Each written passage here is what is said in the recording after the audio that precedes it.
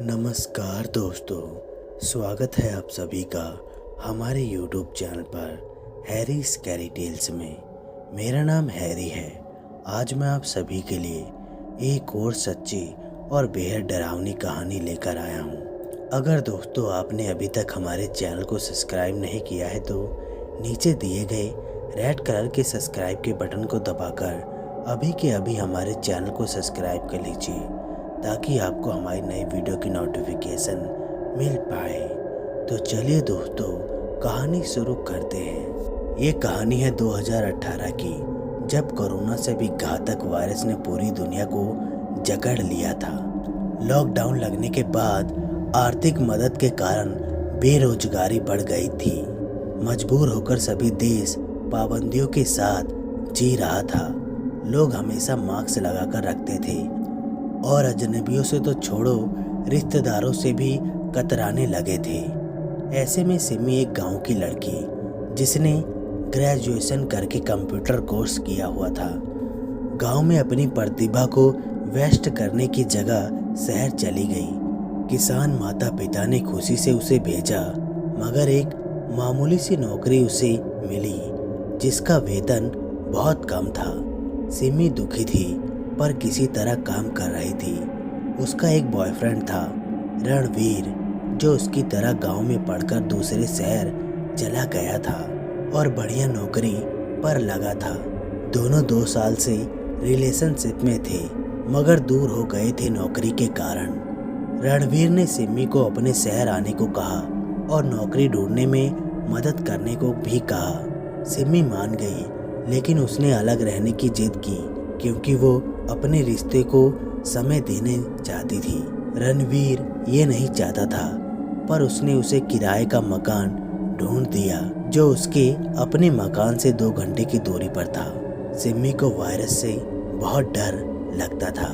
वो हमेशा मास्क लगाकर रखती थी और जरूरत पड़ने पर ही बाजार आदि जाती थी। रणवीर ने जब ऑफर दिया तो वो खुश तो हुई, पर डर भी रही थी कि कहीं उसे वायरस का इन्फेक्शन तो ना हुआ होगा, क्योंकि पिछली कॉल में वो हल्का हल्का खांस रहा था। वो उससे मिलने से बचना चाहती थी। गांव के प्यार को बचपना मानकर ब्रेकअप करने का इरादा था उसका, लेकिन रणवीर खुद व्यस्त था, इसलिए उसने उसे मकान का एड्रेस भेज दिया फ़ोन पर और कहा कि वो उसके आने के बाद आएगा। सिमी ने राहत की सांस ली। उसने अपनी नौकरी से रिजाइन कर दिया और फैमिली को बता दिया दूसरे शहर जाने के लिए। फैमिली वालों को कोई आपत्ति नहीं थी। वो चाहते थे कि सिमी उनका सपना पूरा करे। सिमी जल्दी ही दूसरे मकान के सामने खड़ी थी। ट्रेन का सफ़र बहुत मुश्किल था। इतनी भीड़ में वायरस से बचना बहुत कठिन था, लेकिन उसने मैनेज कर लिया। अब जब वो मकान के सामने खड़ी थी तो आंख फाड़कर बार बार एड्रेस देख रही थी कि कहीं गलत जगह तो नहीं आ गई।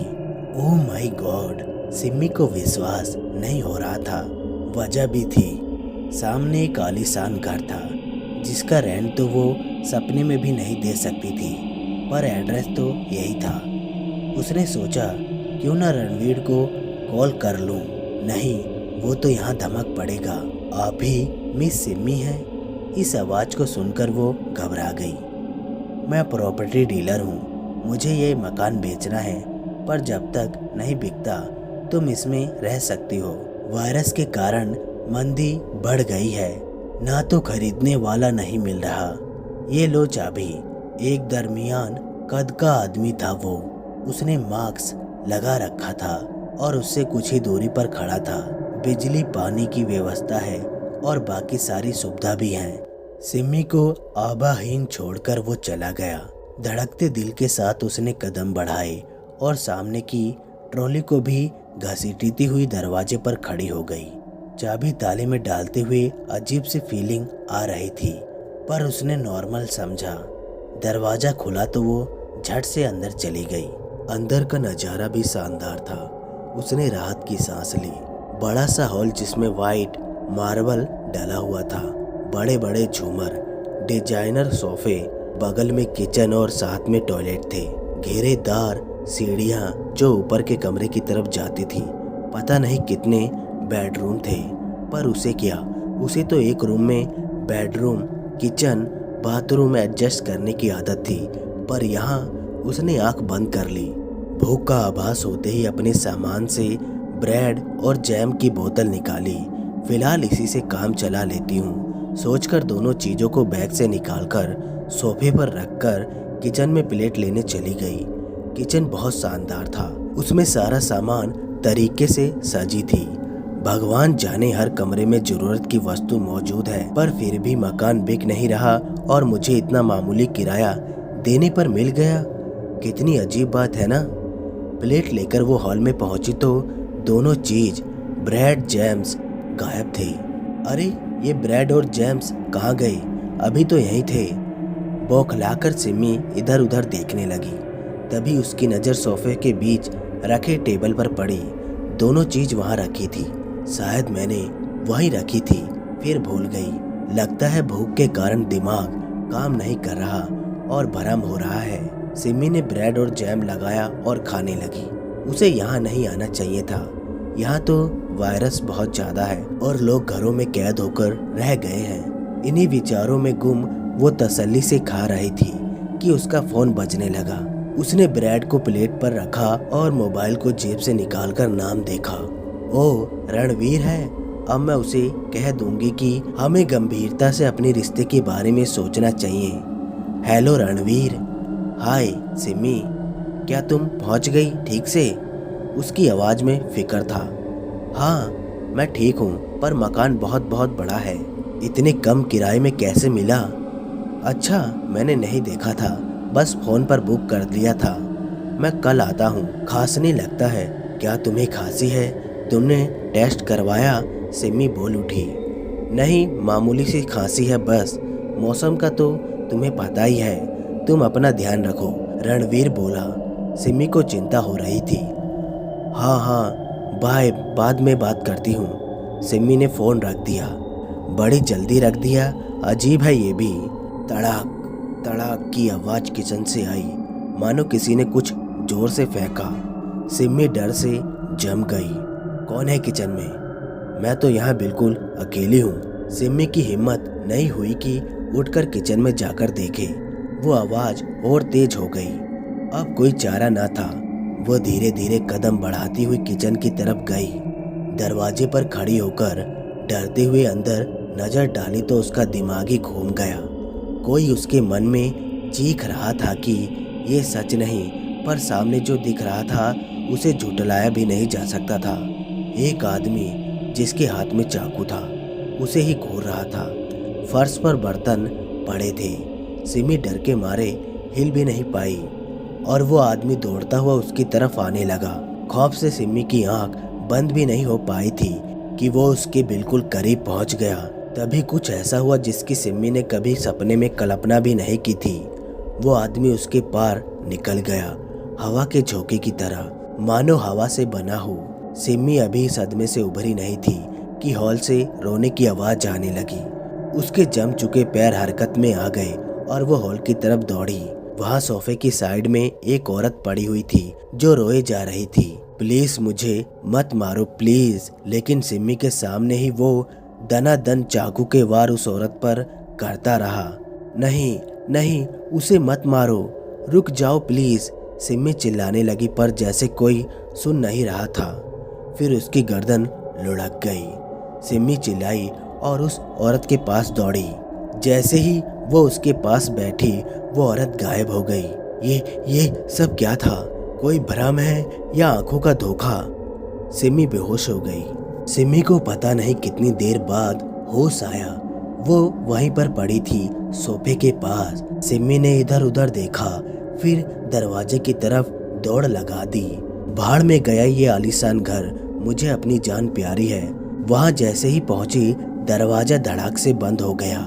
सिमी ने सारा कस बल लगा लिया लेकिन दरवाजा टस से मस नहीं हुआ, जैसे कभी खुला ही ना था। वो दौड़कर खिड़की के पास गई। उसके पल्ले तो खुल गए लेकिन मजबूत जाली तो तोड़ना उसके वश में नहीं था। ये सब क्या हो रहा है? मैं बाहर क्यों नहीं निकल पा रही हूँ? और वो आदमी और वो औरत कौन थे? वो आदमी उस औरत को क्यों मार रहा था। सिमी को लग रहा था जैसे कोई बुरा सपना चल रहा है और सब खत्म होने वाला है। उसने रणवीर को कॉल किया। Hello hello Ranveer, please help me, यहाँ पर कुछ गड़बड़ है। यहाँ पर एक आदमी ने एक औरत को बुरी तरह से मार डाला, फिर वो गायब हो गया और ये दरवाज़ा भी बंद हो गया है, खुल नहीं रहा। मुझे बहुत डर लग रहा है, तुम आ जाओ जल्दी, वो एक ही सांस में कह गई। जल्दीबाजी में उसने ध्यान ही नहीं दिया कि कॉल करने के बाद रणवीर ने तो उठाया ही नहीं था, वो बस बोले जा रही थी। हेलो रणवीर, क्या तुम सुन रहे हो? कोई जवाब नहीं पाकर उसने ध्यान दिया कि उसके मोबाइल की रिंगटोन बजती जा रही थी, लेकिन रणवीर ने तो उठाया ही नहीं था। शायद रात बहुत हो गई थी, उसने ध्यान नहीं दिया था नए घर की एक्साइटमेंट में कि रणवीर सो गया होगा। सिमी दौड़कर बाथरूम में घुस गई। खूब बड़ा था वो भी। घुटनों में सिर देकर वो फर्श पर बैठ गई। जाने क्यों उसे लग रहा था कि वो वहाँ सेफ है। उस मकान में आने से पहले की सारी बात उसके दिमाग में घूम रही थी। मोबाइल की रिंगटोन सुनकर सिमी उछल पड़ी। उसने मोबाइल देखा, सुबह के 6 बजे थे। क्या वो सारी रात यहाँ सोई, ठंडे फर्श पर? रणवीर का नंबर फ्लैश हो रहा था। हेलो हेलो, वो इतना ही कह पाई। हेलो सिमी, कैसी हो? कल तुम्हारा फ़ोन आया था तो मैं सो गया था। आई एम सॉरी, इतनी अनजान जगह पर मैंने तुम्हें अकेला छोड़ दिया। मैं 10 बजे तक आता हूँ, आज ऑफिस की छुट्टी ले लेता हूँ। सुनो, यहाँ पर बहुत गड़बड़ है, प्लीज़ जल्दी आओ। कैसी गड़बड़ है सिमी, क्या हुआ? सिमी बोली, यहाँ पर आत्माओं का वास है। रणवीर बोला, क्या? What the hell? आत्मा किसकी? सिमी बोली, तुम एक बार आओ तो प्लीज। रणवीर बोला, ओके मैं आता हूँ। रणवीर ने फोन रख दिया। रणवीर बाहर खड़ा था। उसने सिमी को कॉल किया। हेलो सिमी, कब से बेल बजा रहा हूँ, दरवाज़ा क्यों नहीं खोल रही हो? सिमी बोली, ये नहीं खुलेगा, तुम समझते क्यों नहीं खुलेगा?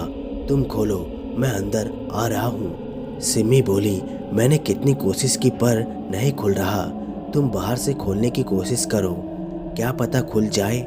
सिमी ने जल्दी जल्दी कहा। थोड़ी देर कोशिश करने के बाद रणवीर भी हार गया। अरे इस दरवाजे को क्या हुआ? क्या ये जाम हो गया है? मैं इसे हिला भी नहीं पा रहा। सिमी बोली, क्योंकि वो रोक रहा है, वो नहीं चाहता कि मैं बाहर निकलूं। रणवीर बोला, कौन नहीं चाहता, किसकी बात कर रही हो? रणवीर परेशान था।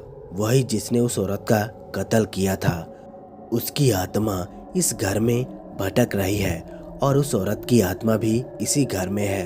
वो यहाँ कैद हो गई है और मुझे भी जाने नहीं देगी। रणवीर प्लीज कुछ करो। ओके मैं कुछ करता हूँ, इतना कहकर रणवीर कहीं चला गया। थोड़ी देर बाद दरवाजे पर जोर से किसी चीज के टकराने की आवाज आने लगी। लगता है रणवीर दरवाजे को काटना चाहता है। सिमी दौड़कर दरवाजे के साथ लगी खिड़की के पास गई और उसको खोल के जाली में से देखने लगी। ऐसा दिख रहा है कि रणवीर दरवाजे को कुल्हाड़ी जैसी वस्तु से काट रहा था। तभी अचानक तेज हवा का झोंका आया और रणवीर को उठाकर दूर उछाल दिया।